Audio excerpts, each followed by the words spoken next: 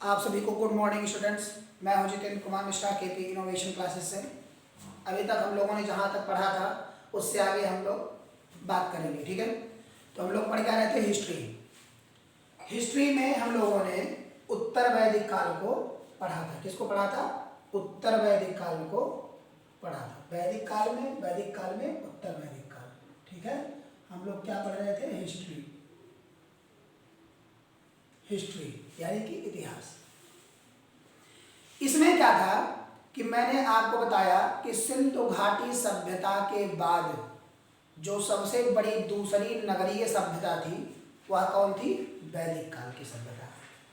वैदिक काल के ही सभ्यता में हम लोगों ने 3 प्रकार के यज्ञ, 4 प्रकार के आश्रम, इन सारे विषयों को जाना और समझा, ठीक है। अब इसके बाद क्या है कि कल हम जो बता रहे थे वो थी सिंधु घाटी सभ्यता तथा वैदिक काल सभ्यता में समानता और अंतर की बात हम लोगों ने किया था, ठीक है। तो उसमें क्या था अंतर में और समानता में? जैसे नगरीय सभ्यता की अगर हम आधारशिला को माने तो आपका वैदिक काल भी नगरीय सभ्यता था और सिंधु घाटी की सभ्यता भी नगरीय सभ्यता थी। लेकिन हम यदि अगर कहें कि इनमें क्या क्या परिवर्तन था तो इनमें परिवर्तन कुछ ही आधार पर किया जा सकता है, अन्यथा ये पूरे सही तरीके से यानी कि समान रूप से ही विकसित हुए थे। तो अगर कहा जाए कि इसमें असमानता क्या थी तो असमानता कह सकते हैं कि सिंधु घाटी की सभ्यता जो थी वह सबसे बड़ी नगरीय सभ्यता थी और उसके उपरांत यदि कोई नगरीय सभ्यता हुई तो यह वैदिक काल की द्वितीय सबसे बड़ी सभ्यता हुई, यानी कि दूसरी सबसे बड़ी सभ्यता हुई। अब इनमें समानता क्या था कि ये दोनों के दोनों नगरीय सभ्यता थी। दोनों के दोनों क्या थी? नगरीय सभ्यता थी। इनमें जो सिंधु घाटी की सभ्यता थी वह मात्र सत्तात्मक समाज था और जो वैदिक काल था वह पितृसत्तात्मक समाज था। मैंने मात्र सत्तात्मक और पितृसत्तात्मक के बारे में बताया भी था, लेकिन जो लोग नहीं सुने थे वो दोबारा सुन लें कि मात्र सत्तात्मक तथा पितृसत्तात्मक का मतलब क्या होता है। मात्र सत्तात्मक, ठीक है, और दूसरा जो होता है वो होता है पितृसत्तात्मक। पितृसत्तात्मक। यहां से एक शब्द आप लोग देख रहे होंगे सत्तात्मक, है ना, दोनों में कॉमन। यहां माता है, यहां पिता है, ठीक है। सत्तात्मक का मतलब होता है सत्ता, यानी कि सत्ता पे जो बैठा हो वही सत्ताधारी होता है। अब चाहे वो बाप आपके बाबा हो, चाहे आपके पिताजी हो, चाहे आपके ताऊ हो या चाची हो या चाचा हो या स्वयं की माताजी हो, कोई भी सत्ता पे बैठ सकता है, जो दोनों में कॉमन है सत्ता, ठीक है। अब मात्र और पितृ का मतलब, मात्र का मतलब माता और पितृ का मतलब पिता। जब कहीं भी किसी भी समाज में, जब कहीं भी किसी भी समाज में उस समाज को चलाने का कार्य उस समाज को या उस समूह को या कहें हम कि उस घर को चलाने वाली एक महिला शासिका के रूप में जब किसी को देखा जाता है तो उसे हम मात्र सत्तात्मक स्वरूप कहते हैं, यानी कि माताओं की विशेषता उसमें ज़्यादा होती है। उनके समानता, जैसे आज के समय में पुरुष प्रधान देश है क्योंकि पुरुषों को इस वजह से दिया जाता है महत्व कि वो कमा के लाते हैं, घर का खर्च चलाते हैं, अनेक प्रकार से किसी भी कष्ट में रहें, लेकिन खुद को ना इंगित करते हुए दूसरों को भी इंगित नहीं होने देते हैं, यानी जानकारी नहीं होने देते हैं, जिनके कारण यह ऐसा होता है, जिनके कारण यह ऐसा होता है।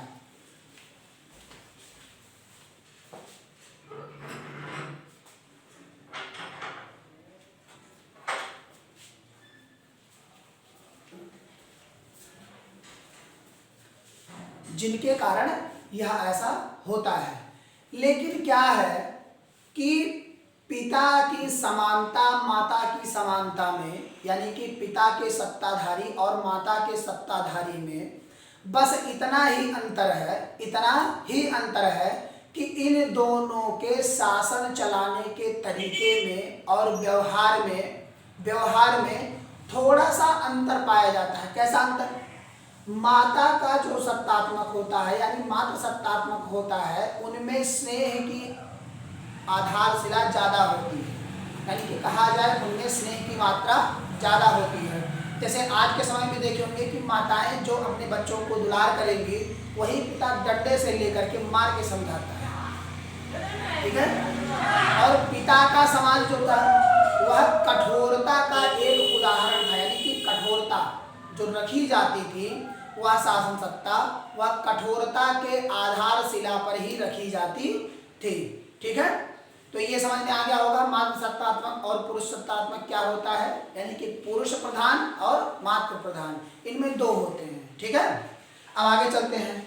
इनमें क्या था कि तीसरी सबसे बड़ी मुख्यता जो थी, इनमें प्रमुख पशु की तो सिंधु घाटी सभ्यता में जो प्रमुख पशु था उसका था क्या? बैल। उस समय बैल की पूजा की जाती थी, क्योंकि भगवान शिव को वहाँ मुख्य देवता के रूप में माना जाता था, और मुख्य देवता के रूप में माने जाने के कारण उनके वाहन को अर्थात बैल को वहाँ ज़्यादा संगति दी जाती थी, और उनको फल फूल इत्यादि से पूजन करके सही तरीके से किया जाता था, ठीक है। अब इसमें अगर हम बात करें कि वैदिक काल में, तो वैदिक काल में जो पशु थी जिनका पूजन किया जाता था वह थी गाय। जैसे आज के समाज में भी हम लोगों ने देखा है कि गाय को हम लोग माता के रूप में मानते हैं और उनकी पूजा करते हैं और पूजा करने के बाद क्या करते हैं, हम उनमें जिस प्रकार का भी जो भी हमारे पास यथासंभव सामग्री होती है उनको हम खिला करके उनसे आशीर्वाद लेते हैं। तो वैदिक काल में गाय को माता के रूप में कह करके पूजने का कार्य किया जाता था, ठीक है। उसके बाद चौथा पॉइंट है नियोजन। नियोजन का मतलब क्या होता है?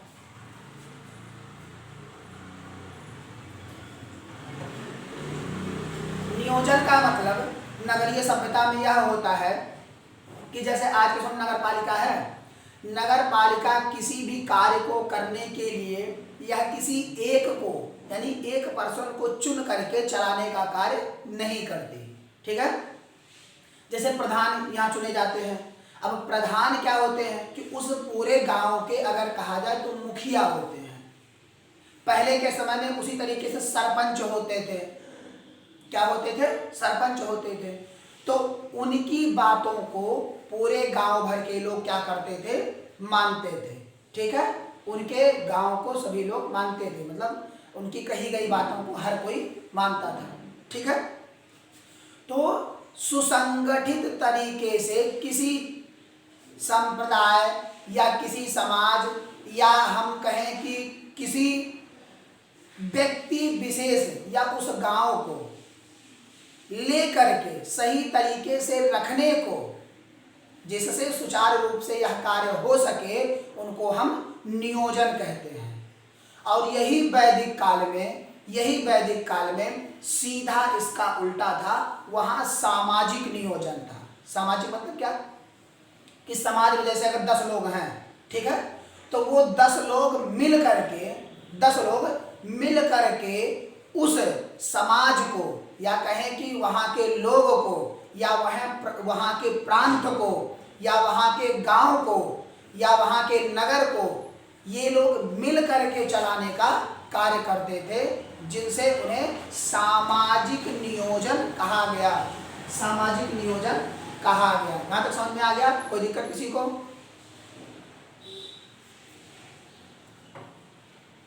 अब इसके बाद है 5वां पॉइंट। इसके बाद क्या है? 5वां पॉइंट क्या है? इसमें क्या था, जो सिंधु घाटी की सभ्यता थी वह युद्ध से, यानी कि लड़ाई मार झगड़ा अगर कहें तो इन सब से यह लोग परिचित नहीं थे। क्यों नहीं थे? क्योंकि उस समय जो नियोजन था, यानी कि नगर नियोजन की जो प्रणाली थी, जिस तरीके से वह बना हुआ था कि चारों तरफ नालियां सही तरीके से सुसज्जित तरीके से थी, दो तरफ दरवाजे खुलते थे, एक पीछे की तरफ एक आगे की तरफ, सही तरीके से इन दरवाजों का मैनेजमेंट किया गया था, यानी रखा गया था। तो उसमें क्या था, इस आधार पर वहां तो पहले ना अस्त्र शस्त्र की अधिकता पाई जाती थी और ना भी किसी तरीके से वो लड़ने में सक्षम थे। अगर कहा जाए कि ऐसा लड़ने में सक्षम नहीं थे तो ये गलत होगा, लेकिन लड़ने में सक्षम इस आधार पर नहीं थे कि उनको युद्ध और शस्त्र की जानकारी नहीं थी। पहले के समय में आप लोगों ने भी देखा होगा कि जब बंदूक, हथियार, अनेक प्रकार के गन नहीं थे तो वहां लाठी और डंडे हुआ करते थे, ओखली हुआ करता था। ओखली में कूटने वाले जो उसका वो मोटा सा बड़ा सा होता है, पता नहीं उसको क्या कहते हैं, अभी याद आएगा तो हम बता देंगे आप लोगों को। तो उसमें उसको उससे लेकर के मार करने का कार्य करते थे, लेकिन उनको युद्ध के बारे में जरा से भी जानकारियां सही तरीके से उपलब्ध नहीं थी। और अगर यही हम वैदिक काल की बात करें तो इसका उल्टा है, क्योंकि अभी मैंने आपको बताया था कि ऋग्वेद के 10वें मंडल के 7वें अध्याय में, उसी में 10 राजाओं के युद्ध की बात की गई है, जिनमें इस उत्तर वैदिक काल के एक कबीले का नाम भरत कबीला था।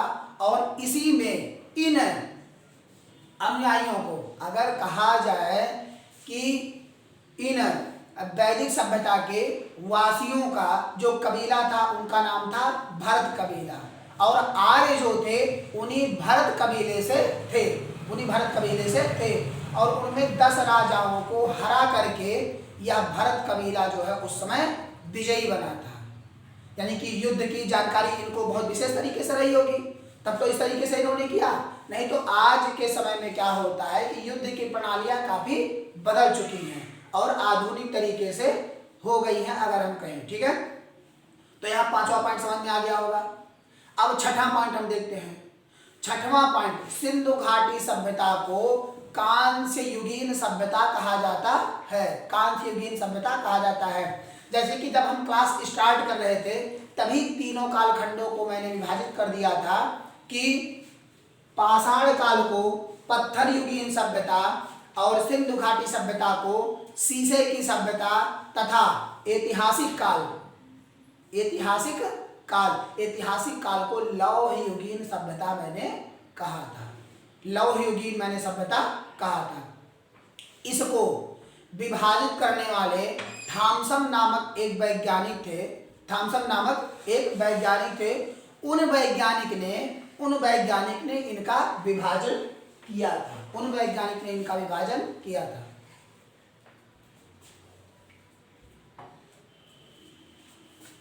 जिनके आधार पर हम यह कह सकते हैं कि यह लौह युगीन सभ्यता, कांस्य युगीन सभ्यता और पाषाण युगीन सभ्यता, 3 सभ्यताओं में यह पूरा कालखंड विभाजित था। ठीक है, तो उत्तर वैदिक काल में क्या था कि जब लोहे की खोज हो गई तो 16 महाजनपद इकट्ठा होकर के उस लोहे को लूटने के लिए सारे लोग अतरंजी खेड़ा में जाकर के भिड़ गए। यानी कि यूपी के अतरंजी खेड़ा में उस समय लोहे की खोज हुई थी। तो उसमें क्या था कि जैसे मैंने अभी बताया कि सिंधु घाटी की सभ्यता कांस्य युगीन सभ्यता थी और उत्तर वैदिक काल यानी कि वैदिक काल की सभ्यता जो थी वह कैसी थी, लौह युगीन सभ्यता थी। कैसी थी? लौह युगीन सभ्यता। तो ये आपका 6वां पॉइंट था। 7वां पॉइंट क्या था? 7वां पॉइंट, इसमें सिंधु घाटी की सभ्यता में कृषि तथा व्यापार को अधिक महत्व दिया गया था। लेकिन अगर हम वैदिक काल की बात करें तो वैदिक काल में कृषि तथा पशुपालन को महत्व दिया गया था। तो आप सभी लोग एक तरफ लिख लेंगे सिंधु घाटी की सभ्यता या हड़प्पा सभ्यता और दूसरी तरफ लिख लेंगे वैदिक काल। दूसरी तरफ लिख लेंगे वैदिक काल, और उसमें एक एक पॉइंट आप लोग लिखना प्रारंभ करेंगे, ठीक है, जिससे किसी भी प्रकार की कोई परेशानियां ना हो या दिक्कत ना हो। तो इस तरफ हम लिख लेते हैं सिंधु सभ्यता या हड़प्पा सभ्यता,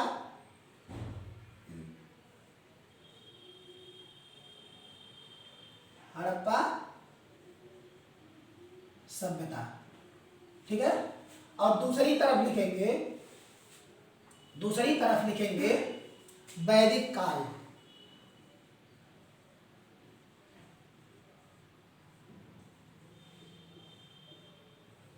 वैदिक काल, और एक एक पॉइंट अब जो है लिखना प्रारंभ करेंगे, ठीक है। तो पहला जो पॉइंट है कि ये दोनों नगरीय सभ्यता थी। ये दोनों क्या थी? नगरीय सभ्यता थी। या भी नगरीय सभ्यता और यह भी नगरीय सभ्यता, ठीक है। दूसरा पॉइंट यह था मात्र सत्तात्मक,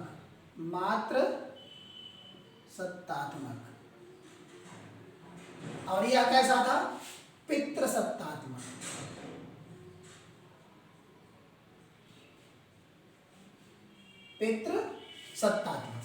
ठीक है। तीसरा इसमें पॉइंट क्या था? तीसरा पॉइंट जो था वह प्रमुख पशु, इसमें बैल और इसमें गाय, इनको माता के रूप में पूजा जाता था और इनको वृषभ के रूप में,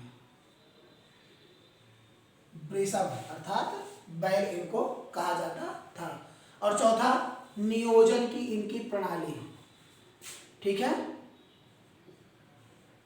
यह नियोजित था और यह सामाजिक नियोजित था,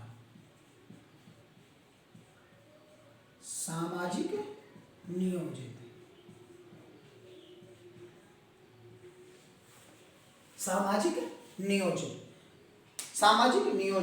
इसके बारे में हम आप लोगों को बता भी चुके हैं कि नियोजन का मतलब क्या होता है, या सामाजिक नियोजित या नियोजन क्या होता है, ठीक है।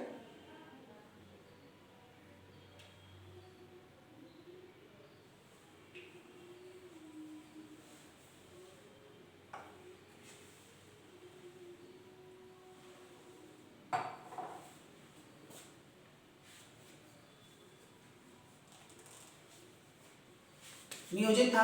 और पांचवा पॉइंट जो था वह है युद्ध की प्रकृति, यानी कि युद्ध के बारे में, युद्ध नहीं जानते थे। और यहाँ अगर हम बात करें कि युद्ध तो जानते थे,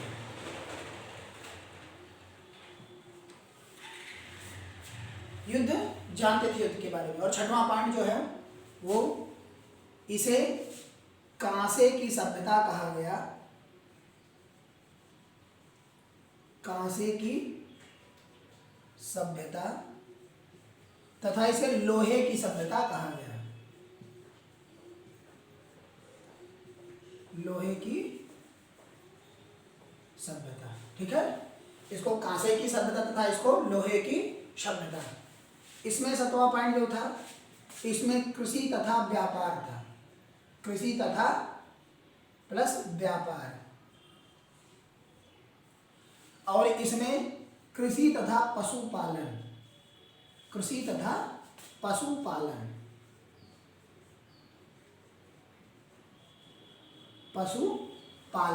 ठीक है, कृषि तथा पशुपालन।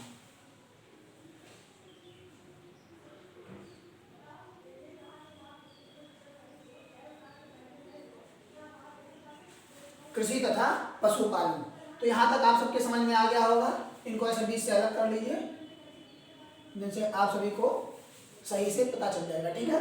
तो एक तरफ है सिंधु घाटी की सभ्यता, दूसरी तरफ है वैदिक काल की सभ्यता। इनका हम लोगों ने सही तरीके से चयन कर लिया और देख लिया कि कैसे क्या है। लेकिन अगर इसी में एक पॉइंट और है कि जो है, अगर भगवान की हम बात करें कि कौन से भगवान किस कालखंड में पूजे जाते थे, अगर उनके हम व्यवहार की या भगवान की बात करें तो सिंधु घाटी सभ्यता में हम क्या देखते हैं, शिव तथा मातृ देवी की पूजा होती थी। मातृ देवी अर्थात माता पार्वती की। ठीक है, तो इसमें क्या था कि शिव तथा पार्वती की पूजा होती थी। शिव तथा पार्वती, उनको मातृ देवी कहा गया है। क्या कहा गया है, मातृ देवी, इनको मातृ देवी कहा गया है। और अगर वैदिक काल की हम बात करें तो उसमें क्या है कि उसमें इंद्र, देवराज इंद्र, इनको वर्षा का देवता भी कहा गया है। ठीक है, और सभी देवताओं का राजा होने के कारण इनकी प्राथमिकता उसमें ज्यादा दी जाती है। ठीक है, इंद्र तथा अन्य महत्वपूर्ण देवता, अन्य महत्वपूर्ण देवता इनकी पूजा इसमें की जाती थी, इनकी पूजा इसमें की जाती थी। तो यहाँ तक आपके समझ में आ गया होगा। किसी प्रकार का कोई दिक्कत, अगर कोई दिक्कत होगी तो कमेंट बॉक्स में आप सभी लोग ये जानकारियाँ जरूर दे देंगे, और जो भी प्रश्न करना होगा वहाँ से आप कर सकते हैं। ठीक है, अब हम बात करते हैं प्रमुख धर्मों की। किसकी, प्रमुख धर्मों के बारे में। अब हम प्रमुख धर्मों की बात करते हैं तो उनमें सबसे जो प्राचीन धर्म का नाम आता है वह हमारा सत्य सनातन धर्म, जो सबसे प्राचीन है। सत्य सनातन धर्म जो सबसे प्राचीन है। लेकिन हम प्राचीनतम की बात अगर ना करें तो इनमें क्या होता है कि उस वैदिक काल के ही, उत्तर वैदिक काल जब धीरे धीरे समापन हो रहा था, उसी समय धर्मों का विकास तेजी से प्रारंभ हुआ। जैसे ये आर्य आए, आर्यों ने आकर के पूरे भारत का आर्यीकरण किया। दक्षिण भारत की अगर हम बात करें तो अगस्त्य ऋषि को दिया गया। उत्तर भारत की बात करें तो गौतम राहुगढ़ को दिया गया, जिन्होंने बिहार को श्राप दे दिया जब उनके मुख की जठराग्नि बुझ गई, जो मुख में लेकर के जला करके आग को प्रचार करते थे। वह जब अग्नि बुझ गई गंगा में पहुंचने के बाद में बिहार के पास, तो उन्होंने बिहार को श्राप दे दिया। उसी आधार पर उसी समय एक एक धर्मों का विकास अपने निरंतर चरम सीमा पर पहुंचा। ठीक है, विकास होता चला गया। क्या हुआ, विकास होता पूर्णतया चला गया। अब हम अगर कहें कि उत्तर वैदिक काल क्या था, तो उत्तर वैदिक काल के पतन का एक कारण था। क्या था, वैदिक काल के पतन का एक कारण था। ठीक है, इसी में क्या था कि ऐसे प्रारंभ हुए जिनके कारण यह वैदिक सभ्यता पतन की तरफ धीरे धीरे बढ़ना अग्रसर हो गई। पतन की तरफ धीरे धीरे अग्रसर होना चालू हो गई। यह 6वीं शताब्दी के प्रारंभ में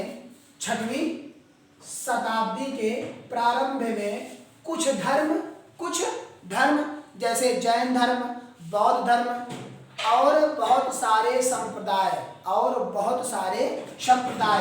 लगभग, अगर हम बौद्ध धर्म और जैन धर्म की बात करें, बौद्ध धर्म तथा जैन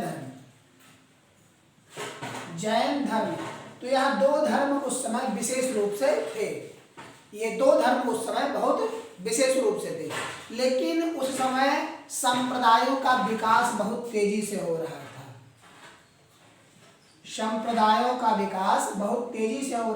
जिसमें 72 संप्रदाय तत्काल में थे। ठीक है, उस समय 6वीं शताब्दी में 72 संप्रदाय थे और आज इस समय लगभग 150 संप्रदाय हैं। कितने, 150 संप्रदाय। ठीक है, रामानुजाचार्य संप्रदाय, रामानंदाचार्य संप्रदाय, भागवताचार्य संप्रदाय और आजीवक संप्रदाय, बहुत सारे ऐसे संप्रदाय थे जो बनते हुए धीरे धीरे क्या हुआ, चले गए। ठीक है, इनमें कुछ विशेष तौर पर अभी मैंने बताया कि बौद्ध धर्म और जैन धर्म, ये दो थे। और संप्रदायों की संख्या 72 थी। इनमें आजीवक संप्रदाय, कापालिक संप्रदाय, शैव धर्म एवं वैष्णव धर्म ये प्रमुख थे। क्या थे? प्रमुख थे। जैसे अगर हम यहाँ बात करें संप्रदायों में, तो शैव धर्म, क्या? शैव धर्म और आजीवक संप्रदाय, आजीवक संप्रदाय, आजीवक संप्रदाय तथा कापालिक, तथा कापालिक, तथा कापालिक संप्रदाय, कापालिक संप्रदाय। कापालिक में 3 कापालिक थे, एक नहीं 3 थे। तो अभी आगे हम विस्तार करके इसको बताएंगे। कापालिक संप्रदाय, उसके बाद वैष्णव, उसका कौन थे? वैष्णव, वैष्णव संप्रदाय। ये सारे के सारे क्या थे? उस समय के प्रमुख संप्रदाय थे। क्या थे? प्रमुख संप्रदाय। तो अब हम एक एक करके, पहले हम जैन धर्म को पढ़ लेते हैं, उसके बाद बौद्ध धर्म को हम पढ़ लेते हैं, उसके बाद जैन धर्म और बौद्ध धर्म पढ़ने के बाद फिर हम संप्रदायों की तरफ एक तरफ से पढ़ना प्रारंभ करेंगे। अब आप लोगों को दिख रहा होगा कि किस शीर्ष पर हम लोगों को चलना है, किस आधार पर हम लोगों को चलना है। तो उसी आधार को मानते हुए, उसी आधार को देखते हुए, यानी कि अब हमको क्या करना है? जैन धर्म, जैन धर्म, उसके बाद बौद्ध धर्म, फिर संप्रदाय, संप्रदाय शैव संप्रदाय, आजीवक संप्रदाय, कापालिक संप्रदाय, वैष्णव संप्रदाय, और उसके बाद भक्ति संप्रदाय को हम लोग पढ़ना प्रारंभ कर देंगे एक एक करके। ठीक है? तो यहाँ तक आप सबकी समझ में आ गया होगा कि क्या है क्या नहीं है। उसके बाद अभी देखिए, सिंधु घाटी सभ्यता तथा वैदिक सभ्यता, यानी कि वैदिक काल की सभ्यता में ये सारे के सारे समानताएं एवं अंतर दोनों के दोनों थे। ठीक है? तो यहाँ समझ में आ गया होगा। अब इसके आगे हम लोग चलते हैं, इसके क्या आगे चलते हैं? इसके आगे हम लोग चलते हैं और जैन धर्म के बारे में हम लोग पढ़ना प्रारंभ करते हैं। ठीक है? जैन धर्म के बारे में क्या करते हैं? पढ़ना प्रारंभ करते हैं। ठीक?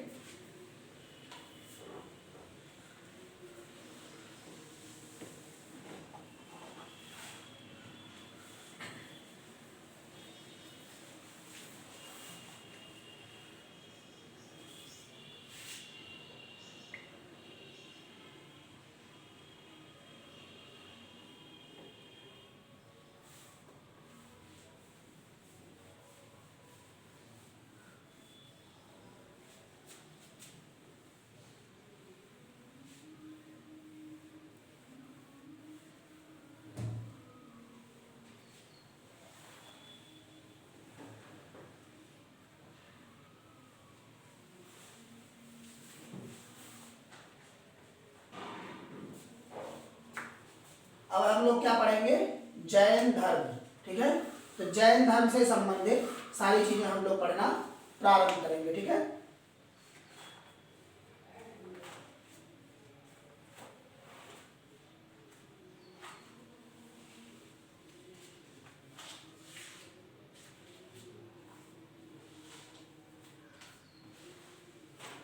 जैन धर्म,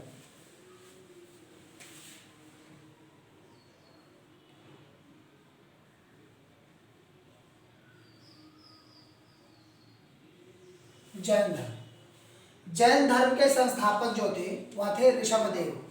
कौन थे? ऋषभदेव, ऋषभदेव। इन्होंने जैन धर्म की स्थापना की। क्या की? जैन धर्म की स्थापना की। ठीक है? ऋषभदेव ने जैन धर्म की स्थापना की। ठीक है? जैन धर्म के प्रवर्तक अगर कहें कि पहले तीर्थंकर, तो पहले तीर्थंकर के रूप में ऋषभदेव का नाम आता है। उन्होंने ही जैन धर्म की स्थापना की। ठीक है?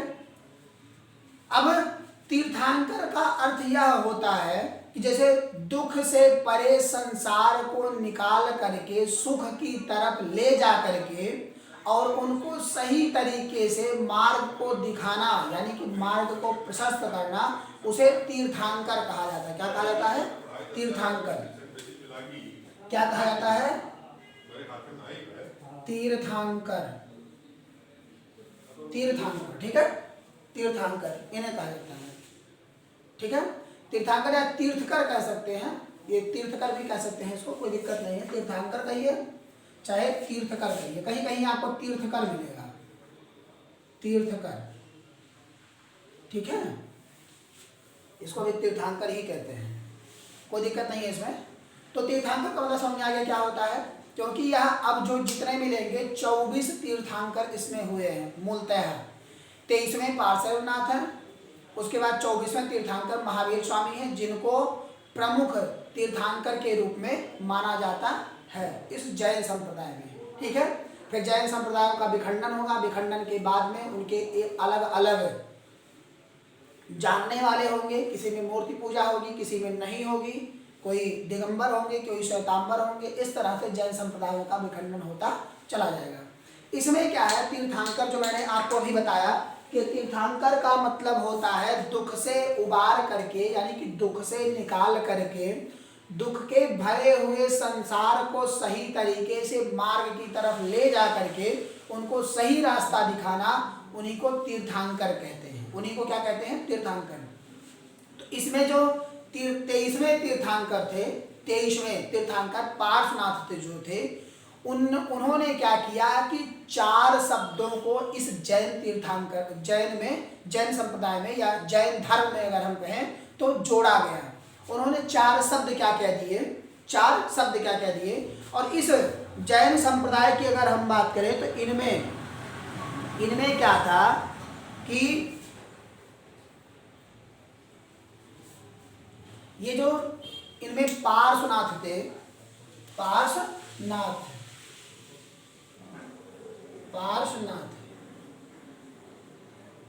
ठीक है, पार्श्वनाथ, ये 23वें तीर्थंकर थे इस समय के। क्या थे, 23वें तीर्थंकर जैन संप्रदाय के थे।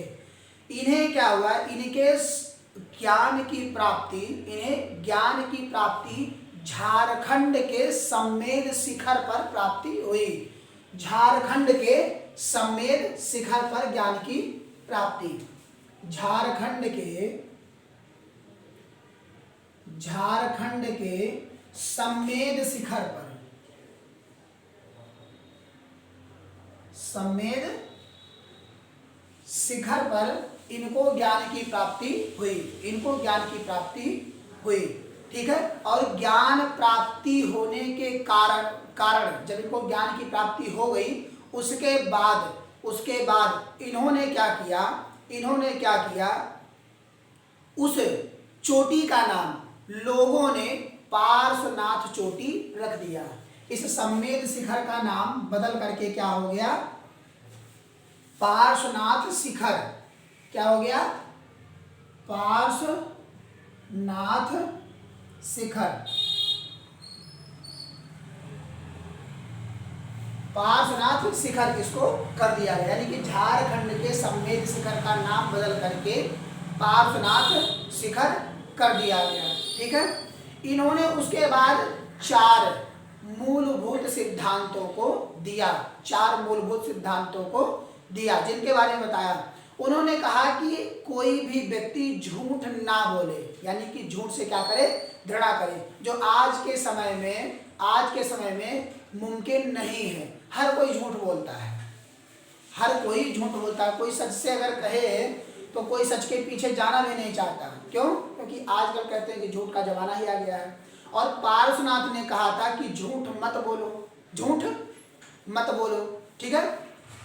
उसके बाद कहा था कि धन संग्रह मत करो। दूसरा क्या कहा था, धन संग्रह मत करो, अर्थात धन संचय मत करो, क्योंकि धन किसी के काम नहीं आता। कैसे नहीं आता?